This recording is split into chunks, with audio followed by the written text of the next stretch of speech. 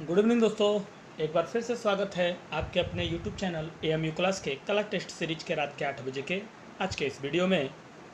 मित्रों, कल हमारा वीडियो था समकालीन कलाकार और उनकी कला से संबंधित कुछ बेहतरीन प्रश्न थे कल 30, और आप सभी ने उस वीडियो को और उसमें बताए गए प्रश्न को बहुत सारा प्यार और कमेंट से नवाजा। इसके लिए आप सबका धन्यवाद है।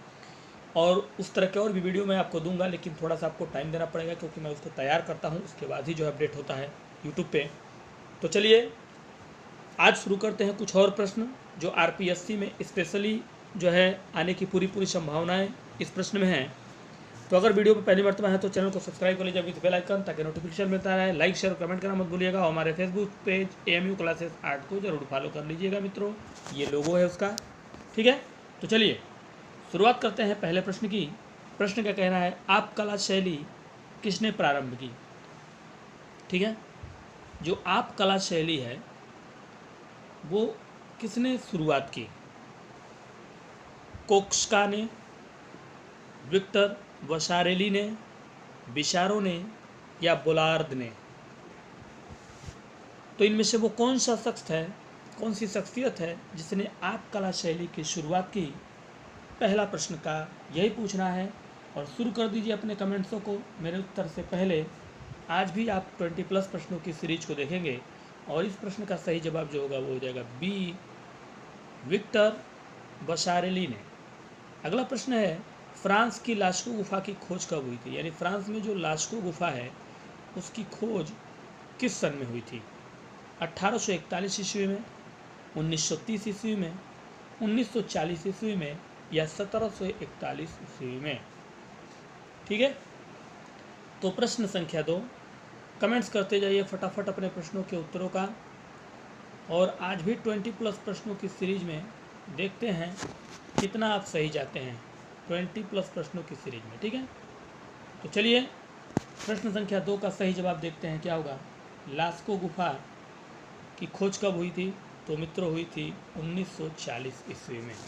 ठीक है, बढ़ेंगे प्रश्न संख्या 3 और 4 की तरफ।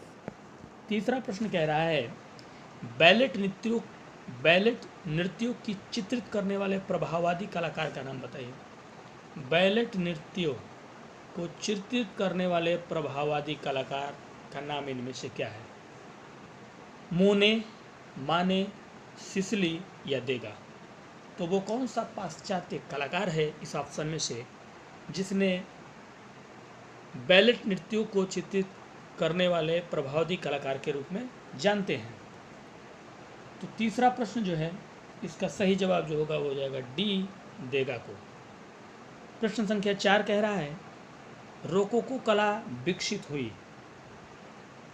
जो रोकोको कला है वो कहाँ विकसित हुई, किस देश में विकसित हुई। यहाँ आशय प्रश्न का पूछने का है देश से। रोकोको कला विकसित हुई स्पेन में, रोकोको कला विकसित हुई फ्रांस में, रोम में, या इटली में। तो ड्रॉप करते जाइए फटाफट उत्तरों को। और हमारे चौथे प्रश्न का सही जवाब जो होगा वो हो जाएगा बी, फ्रांस में। कहाँ पे, फ्रांस में। ठीक है, अगला प्रश्न, पहले इस प्रश्न को देख लेते हैं पाँचवें को, उसके बाद नीचे चलेंगे। प्रश्न संख्या 5 का कहना है, कौन सा कला आंदोलन गति पर आधारित है। गति पर आधारित है एक कला आंदोलन कौन सा। भविष्यवाद, किरणवाद, दादावाद, या प्रभाववाद। तो कल आपके द्वारा पूछा गया आपसे एक प्रश्न था कल का, आपको याद होगा कि कल मैंने 29 प्रश्न बताया था और 30 नंबर प्रश्न का मैंने आपसे सवाल पूछा था। तो उसका सही जवाब जो होगा उसका ए होगा। क्या होगा, उस ऑप्शन में ध्यान नहीं आ रहा है, जो भी उत्तर था उसका सही जवाब जो है ए होगा 30 वाले का, कल के प्रश्न का। और इस प्रश्न का जो उत्तर होगा इस 5वें प्रश्न का वो हो जाएगा ए, भविष्यवाद। ठीक है, अब बढ़ेंगे प्रश्न संख्या 6 और 7 की तरफ। 6 नंबर और 7 नंबर। प्रश्न संख्या 6 का कहना है, निम्नलिखित में से कौन भारतीय आधुनिक कला में सबसे उम्रदराज चित्रकार हैं। कौन भारतीय आधुनिक कला में सबसे उम्रदराज चित्रकार के रूप में इसमें से जाने जाते हैं। सतीश गुजराल को जाना जाता था, मंजीत बाबा को, MF हुसैन को या तैयब मेहता को। तो आधुनिक कला का सबसे उम्रदराज इस विकल्प के अनुसार कौन सा चित्रकार था भारत का? ठीक है, ये प्रश्न संख्या 6 का पूछना है। और फटाफट RPSC, कई लोगों का कमेंट्स आज भी था कि एक था कि सर मैंने MA जो है आर्ट से किया है। तो देखिए MA आर्ट से किया है मतलब अगर आपने कला से किया है, एक आर्ट वाला जो होता है जिसमें भूगोल इतिहास होता है, अगर उससे किया है तो फिर कला के लिए नहीं बढ़ सकते। लेकिन अगर आप MA ड्राइंग एंड पेंटिंग यानी कला जो बनाने वाला है उस कला से पढ़ा है तो आप जो है RPSC लेक्चरार के लिए भर सकते हैं, चाहे कोई भी हो। BEड की उसमें ज़रूरत नहीं है, RPSC लेक्चरार के लिए याद रखिएगा, PGT। ठीक है, तो हमारा ये 6 नंबर प्रश्न जो है इसका सही जवाब जो होगा वो हो जाएगा C, MF हुसैन। 7वां प्रश्न कह रहा है भविष्यवाद किस देश से प्रारंभ हुआ? जो भविष्यवाद है वो प्रारंभ हुआ लेकिन किस देश से?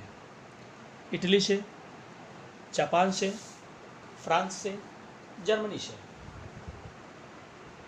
प्रश्न संख्या 7, प्रश्न का कहना है भविष्यवाद किस देश से प्रारंभ हुआ, शुरू हुआ? 7वें प्रश्न का कहना है मित्रों। और 7वें प्रश्न का सही जवाब जो होगा वो हो जाएगा A, इटली। कहाँ से प्रारंभ हुआ? इटली से प्रारंभ हुआ।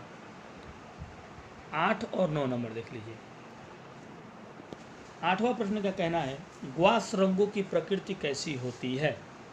जो ग्वास रंग होते हैं उनकी प्रकृति कैसी होती है? पारदर्शी, अल्प पारदर्शी, परावर्ती या अपारदर्शी? तो मित्रों, आर्ट की तैयारी के लिए एक बेहतरीन प्लेटफॉर्म AMU क्लासेस है आपके पास। आपको सिर्फ जुड़ना है और उस चैनल पे जितने भी वीडियो अभी तक दिए जा चुके हैं प्लेलिस्ट में मिलेगा, वहाँ से आराम से पढ़ लीजिए। और जो वीडियो डेली डाला जाता है रात में 8 बजे, वो आराम से आप पढ़िए और आप अपने सपने को एक टीचर के रूप में कला के लिए साकार करिए। ये मेरी शुभकामनाएं हैं। और हमारे इस प्रश्न का यानी 8वें प्रश्न का सही जवाब जो होगा वो जाएगा D, अपारदर्शी। अगला प्रश्न है 9 नंबर, अजंता की किस गुफा में हंस जातक चित्रित है? ठीक है, गुफा संख्या 17 में, गुफा संख्या 16 में, गुफा संख्या 10 में या गुफा संख्या 9 में? अजंता की किस गुफा में हंस जातक चित्रित है? प्रश्न संख्या 9 का पूछना है। और 9 नंबर प्रश्न का सही जवाब जो होगा वो हो जाएगा C, गुफा संख्या 10। ठीक है, एक बात और हमेशा आपसे कहते रहा हूँ कि वीडियो को पूरा देखा करिएगा, क्योंकि अगर देखेंगे नहीं वीडियो को पूरा तो फिर आपको कुछ अच्छे प्रश्न जो है मिस कर जाएंगे। तो इसलिए फुल वीडियो को जो है वॉच किया करिए मित्रों, ये आपसे हम्बल रिक्वेस्ट है। ठीक है, फुल वीडियो को वॉच करिए। तो चलिए प्रश्न संख्या 10 देखिए क्या कह रहा है। 10 नंबर प्रश्न का कहना है सामान्य अखबार में एक कॉलम की चौड़ाई, यानी जो सामान्य अखबार आप पढ़ने के लिए देते हैं उसमें एक कॉलम की जो चौड़ाई होती है वो कितनी होती है? 1.5 सेंटीमीटर की, 4.5 सेंटीमीटर की, 5.4 सेंटीमीटर की या 5.6 सेंटीमीटर की? ठीक है, तो सामान्य अखबार में एक कॉलम की चौड़ाई कितनी होती है मित्रों? ये हमारा है प्रश्न संख्या 10 और इसका सही जवाब है B, 4.5 का, यानी 4.5 सेंटीमीटर। बढ़ेंगे प्रश्न संख्या 11 और 12 की तरफ। प्रश्न संख्या 11 और 12। 11 नंबर प्रश्न का कहना है उत्तर प्रदेश से प्राप्त प्राग ऐतिहासिक चित्र कहाँ हैं? उत्तर प्रदेश से जो हमें प्राप्त हुए प्राग ऐतिहासिक चित्र वो कहाँ से प्राप्त हुए? सिंघारिया से, सारनाथ से, अवध से या मिर्जापुर से?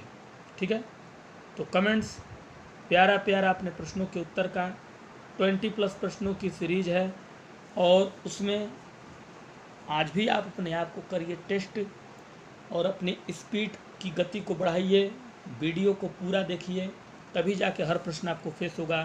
5 प्रश्न देख लेने से अगर आपको लगता है कि आप कला के टीचर के कंपटीशन में सामने वाले को जो डेली पढ़ रहा है और पूरी वीडियो को पढ़ रहा है फेस कर जाएंगे, तो ये आप गलतफहमी में जी रहे हैं।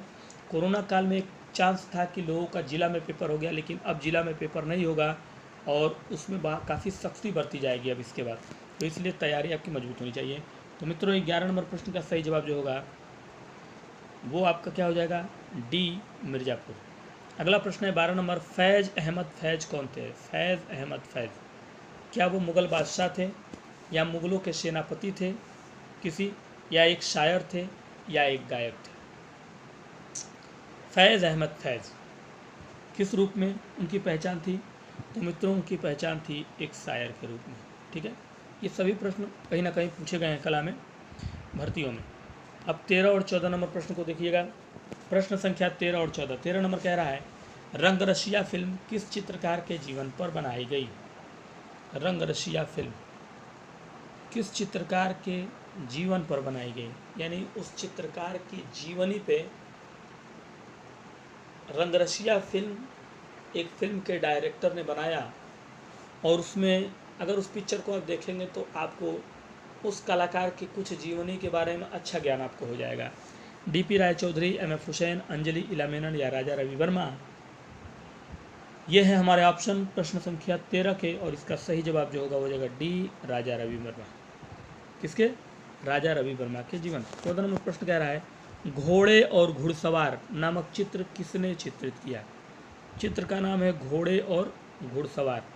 ये चित्र चित्रित किया किसने? अम्बत्तो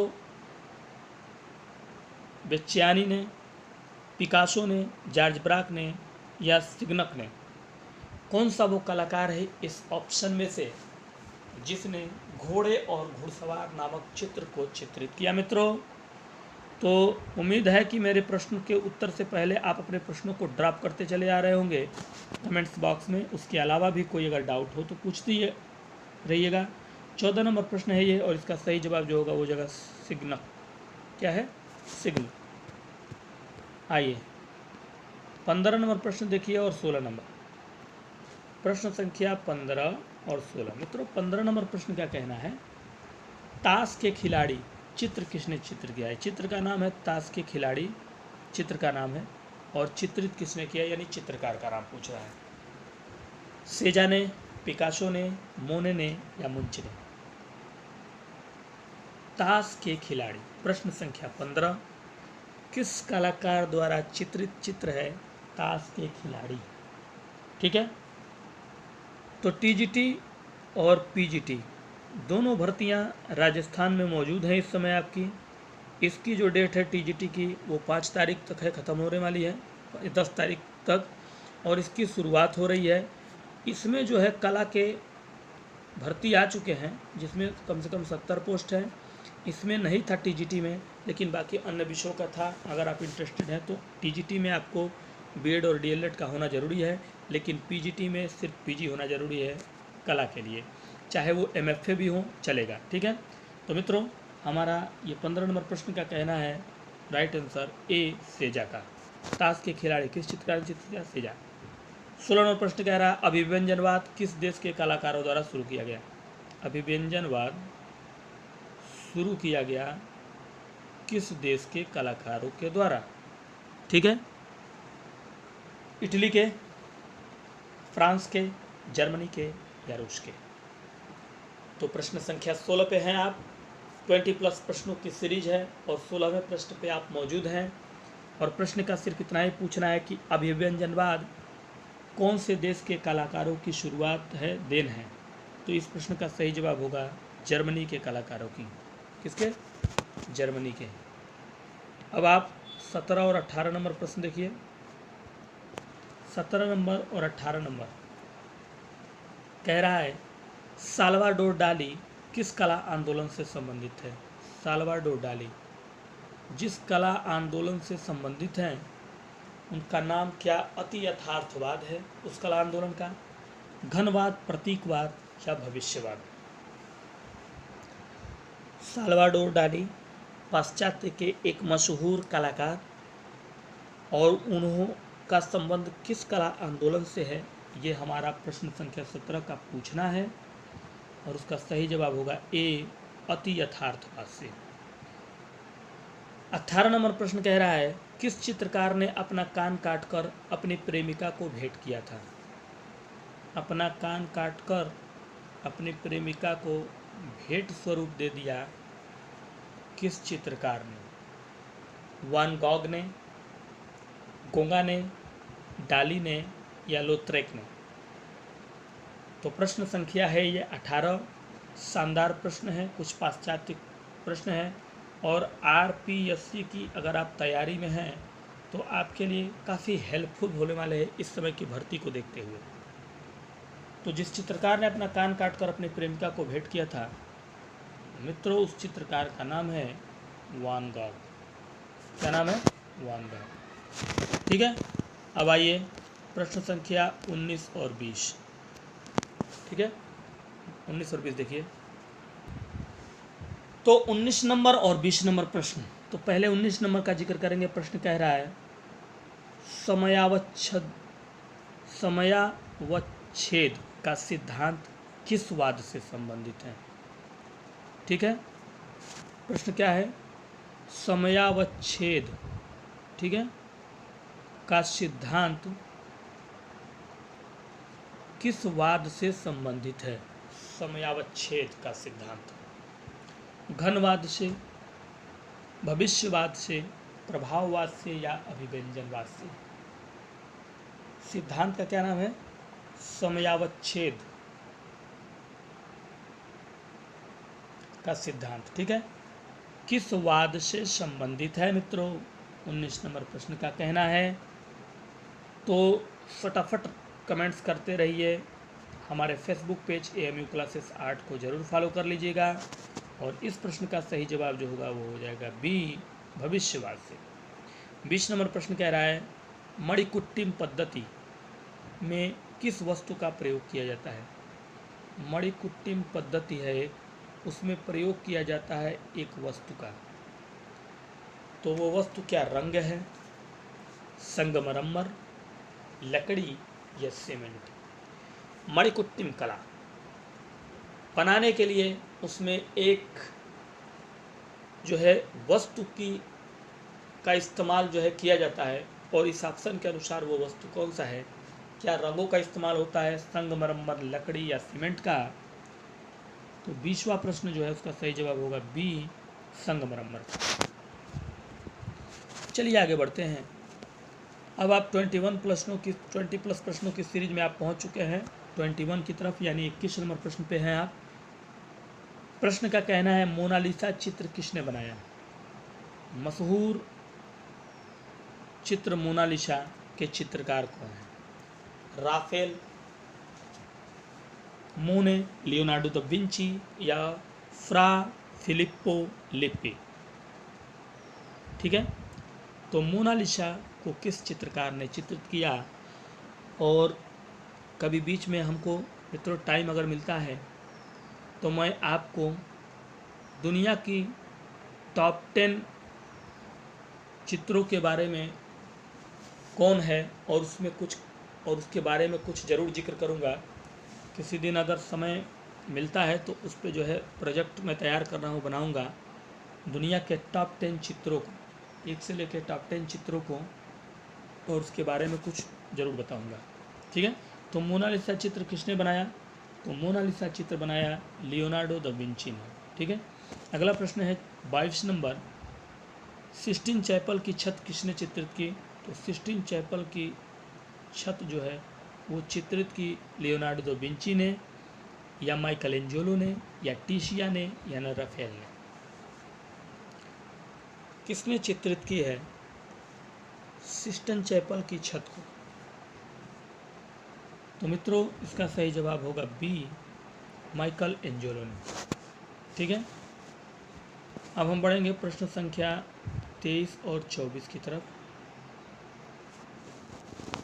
पहले ही मैंने आपको बता दिया है कि 20 प्लस प्रश्नों की सीरीज है और आप पहुंच चुके हैं 23 पर उसके सीरीज के। अजंता की गुफाएं निम्न में से कहाँ स्थित हैं? अजंता की गुफाएं स्थित हैं कहाँ? होशंगाबाद, औरंगाबाद, जहानाबाद, धनबाद। ठीक है, तो कौन से वाद में अजंता की गुफाएं स्थित है। ये है हमारा प्रश्न संख्या 23।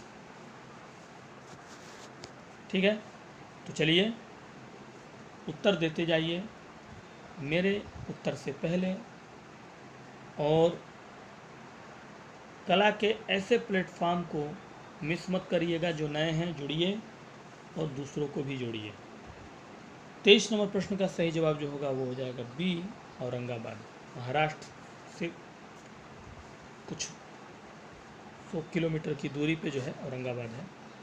अगला है 24 नंबर, सिलेंडर सील का संबंध निम्न में से किस काल से है? सिलेंडर सील का संबंध किस काल से है?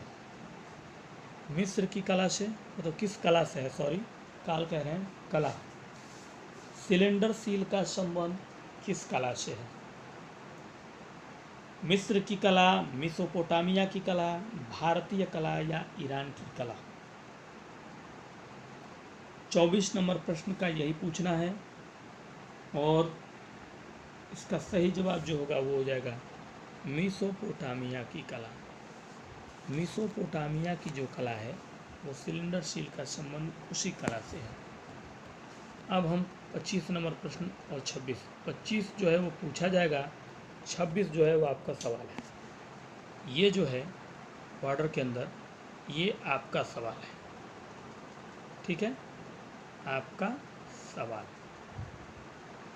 और वो जो ऊपर है वो आपके लिए भी पूछा जा रहा है कि 25 नंबर प्रश्न कह रहा है तुतनखामेन का संबंध निम्न में से किस देश से रहा? तुतनखामेन, इनका जो संबंध रहा किस देश से रहा? मेसोपोटामिया से रहा, बगदाद, इटली या मिस्र से? ये सभी कला के प्रश्न हैं, और इसको बेसिकली ध्यान से रखिएगा।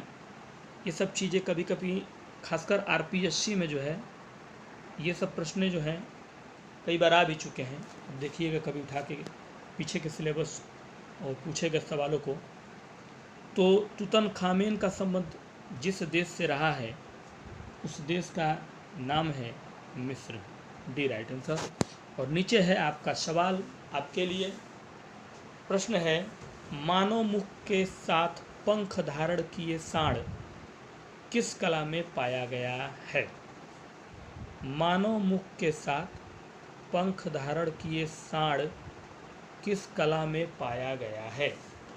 यह है आपका सवाल, और इसको टोटल संख्या में बहुत ज़्यादा मात्रा में आपको इसका कमेंट्स में उत्तर देना है, और देखना है कि कितने लोग इसका सवालों का जवाब सही देते हैं ईमानदारी पूर्वक। तो चलिए मित्रों, दे दीजिए आज के लिए इजाज़त। कल फिर मुलाकात करते हैं इसी समय इसी टाइम, लेकर कुछ और बेहतरीन प्रश्नों की बेहतरीन सीरीज एक नए सवाल के साथ। तब तक के लिए दीजिए इजाज़त। नमस्कार, गुड नाइट।